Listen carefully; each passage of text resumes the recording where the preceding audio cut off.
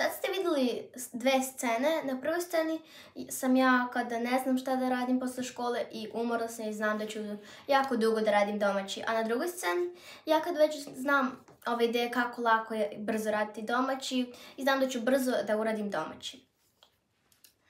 Obavezno gledajte ovaj video do kraja jer ovih ideja će sigurno da vam pomognem. Ćao svima, ja sam Una i vi gledate Una Show. Obavezno me zapratite i stavite lajkove da ne bi izgubili ovaj video. Prvo je ono što mi svi radimo, ali ga ne radimo pravilno, je odmor pre toga što radimo domaći. Mi kad se vratimo iz škole svi uzmemo telefon i gledamo ga, a odmor pre radinja domaći treba da, na primjer, jedemo, da se odmorimo od 5-10 minuta, da se presvučemo, odmorimo, na primjer, da spremimo čaj i da spremimo knjige i da počnemo da radimo domaći. Dalje znam da svako ima program u telefonu, tajmer ili sat, kako se kod vas zove, da ja stavljam na 45 minuta tajmer dok radim domaći. Naprimjer, sad ja radim domaći, prvo radim domaći srpskog. I onda stavim tajmer na 45 minuta i onda radim svo vreme tih 45 minuta domaći. Ako sam već završila srpski, mogu da krenem neki drugi predmet. I onda kada se završi tajmer, stavljam tajmer na 5 ili 10 minuta i tada se odmaram. To je važno jer to kao u školi i onda raspoređujete pravilno vreme.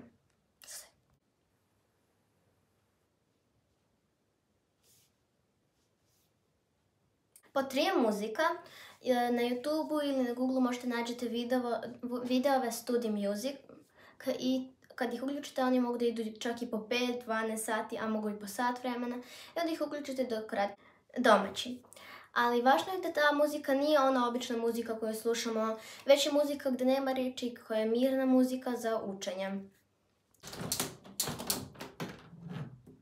Dalje po 4 je luftiranje. To je važno jer mnogo vremena provodimo za domaćem, a kad je hladno vreme, onda su nam najčešće zatvoreni prozori, a važno je da ulazi u sobu sveži vazduh.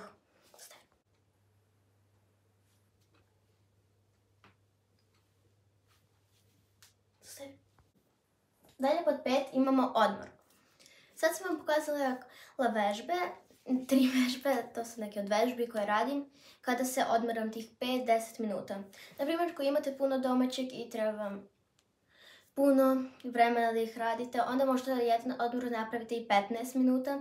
A ovako svaki odmor možete da radite vežbe, malo da skačete levo, desno, da radite neke vežbe. I da za to vreme možete da luftirate sobu. U školi se trebamo truditi da lepo pišemo svaki dan.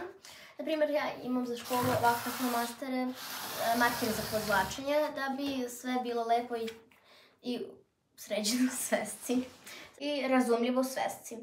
Evo, na primjer, ovako ja pišem iz srpskog, ovo sam na prošlom času ovako pisala. Ovako podločim markerima, zaokružujem ono što je važno i što trebamo da učimo. Jer to je najčešće u udžbeniku, je obojno žutom bojom i onda ja to zaokružim da bi znala da je to trebam da zapamtim. Zašto je važno da to sve lepo sređujemo u svesci? Zato što posle kada dođemo kući, ako vidimo da ništa nije ukvirano, onda mi nećemo da nađemo lako ono što smo pisali u školi što trebamo da naučimo, a ako ga uokvirimo, lako ćemo ga naći. Stop.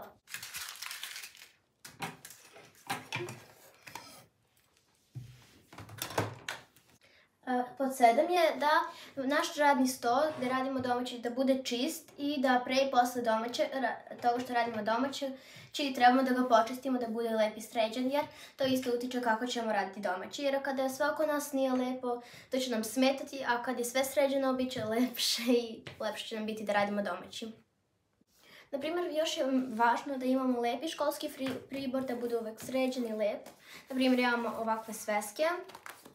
Ovakvu fotrolu, imam video šta se sve nalazi u mojoj fotroli i tad sam otvarala ovu fotrolu i stavila sam sve što treba za školu u ovu fotrolu.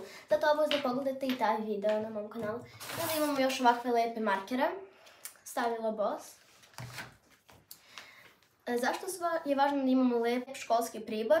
Jer će da nas motiviše i da će nam ambijent za domaći jer će biti jako lepo kada vidimo lepe sveske, flomastere. Znači flomasteri i sveske nije obavezno da budu skupi. Možete uzmete 3 dobra markera nego puno loših markera pa da s vama se brzo potroše. Naprimjer, ja imam ovako Stabilo Boss. Imam mnogo zato što volim da crtam pa ih ja i crtam ponekad njima nešto, a ovako podvlačim u školi. Ali možete inače da uzmete 3 dobrih markera, naprimjer zeleno, plavo i crveno, zato što najčešće u školi se nešto važno njima podvlači. A možete ovako puno, ali to nije obavezno, ali bolje da uzmete od dobre firme da bi duže trajali. Sigurno ste puno puta sreli težak neki zadatak i važno je ako imate težak zadatak dok radite domaći da ga ostavite na posao, da sad radite lake zadatke, jer ako ostanete na teškom zadatku, možda vam on nije jasan, onda možete tako puno vremena da provedete raditi njega i potrošite previše puno vremena ovako. Možete posle da ga razumete kad već uradite sav ostali domaći, ali je važno da ne zaboravite na njega. Ako uopšte ne možete da ga razumete, možete opet da pročitate temu koju ste učili ili da pitate roditelja. Još, nama je učiteljica često na kontrolnim zadacima pričala, nastavnici su sigurno isto to pričali, da prvo uradite lake zadatke, a da težak ostavite na kraju. Sveska za domaći. Sveska za domaći je jedna sveska koju nosite u školu i u kući zato što ćete u toj svesci da napišete datum i napišete šta imate za domaći i onda dođete kući i to sve uradite. A još ja volim kada se razbolim na grupi napišu šta imam za domaći, ja uzmem ovakve nalepnice, napišem šta imam za domaći jer se slabo lepe, ja ih ovako zalepim na sto i onda ja dok radim domaći ja pročitam šta imamo za domaći. Dalje imamo svesku za vežbanje. To je kad radite domaći, naprimjer ja imam svesku, kad radim domaći uvijek pišem u njoj. Prvo napišem zadatak kako mislim da treba da se postavi pa ga provjerim posle i onda to sve napišem u ovoj svesci, a posle to sve lepo prepišem u udžbenik ili u svesku da bi sve bilo lepo izgledalo.